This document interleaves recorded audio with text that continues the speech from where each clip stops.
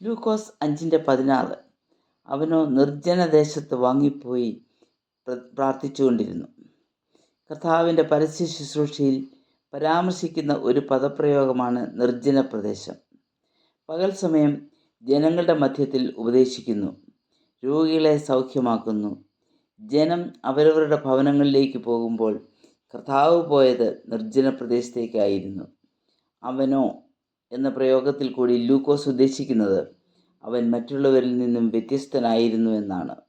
മറ്റുള്ളവർ തങ്ങളുടെ ഭൗതിക വിഷയങ്ങളിൽ വ്യാപൃതരായിരുന്നപ്പോൾ കർത്താവ് നിർജ്ജന പ്രദേശം തിരഞ്ഞെടുത്തു. എന്തിനു വേണ്ടിയാണത്? പിതാവിനോട് പ്രാർത്ഥിക്കുവാൻ വേണ്ടി. തൻ്റെ ശുശ്രൂഷയുടെ വിജയം അതായിരുന്നു. പിതാവായ ദൈവവുമായി ഹൃദയം പകരുന്നതിന് ഏകാന്തത അത്യാവശ്യമാണ്. പിതാവുമായുള്ള ഈ കൂട്ടായ്മ ചിലപ്പോൾ രാത്രി മുഴുവനും നീണ്ടു നിൽക്കും. ആ കൂട്ടായ്മ ബന്ധമാണ് തൻ്റെ ശുശ്രൂഷയുടെ ശക്തി സ്രോതസ്. അവസരം ലഭിക്കുമ്പോഴെല്ലാം താൻ പിതാവിൻ്റെ സന്നിധിയിൽ വേറിട്ട് ചിലവഴിച്ചിരുന്നു. ലൂക്കോസ് 4:42. നേരം വെളുത്തപ്പോൾ അവൻ പുറപ്പെട്ടു, ഒരു നിർജ്ജന സ്ഥലത്തേക്ക് പോയി. കർത്താവിൻ്റെ ഈ മാതൃക ഒരു വലിയ ആത്മീയ സത്യത്തിലേക്കാണ് വിരൽ ചൂണ്ടുന്നത്.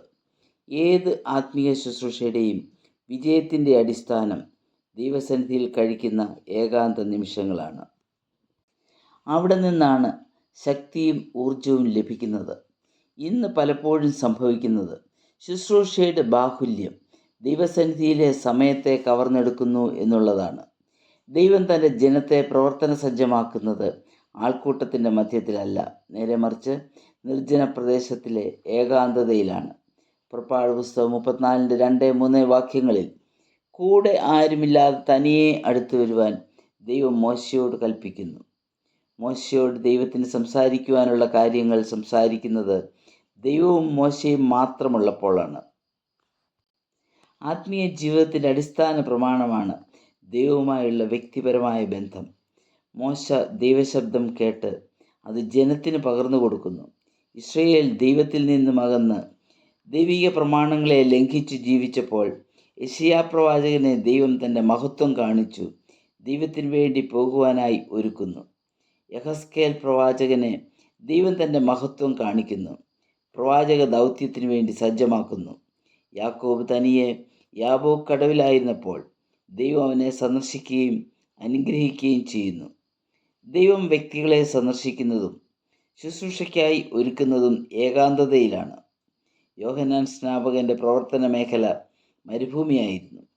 ഏകാന്ത തടവിൽ പത്മോസ് എന്ന ദ്വീപിൽ ആയിരുന്നപ്പോഴാണ് യോഹന്നാൻ അപ്പോസ്തലന് വെളിപ്പാട് ലഭിച്ചത്. കപ്പൽ ഛേദത്തിലകപ്പെട്ട പൗലോസ് എന്ന വ്യത്യസ്ത തടവുകാരൻ ദൈവസാന്നിധ്യത്തിൻ്റെ മാധുര്യം അനുഭവിച്ചു. ആധുനിക യുഗത്തിൽ മിഷണറി വീരന്മാർക്ക് ദൈവിക ദർശനങ്ങൾ ലഭിച്ചത് വളരെയേറെ ബുദ്ധിമുട്ടുള്ള മിഷൻ ഫീൽഡുകളിൽ നിന്നായിരുന്നു.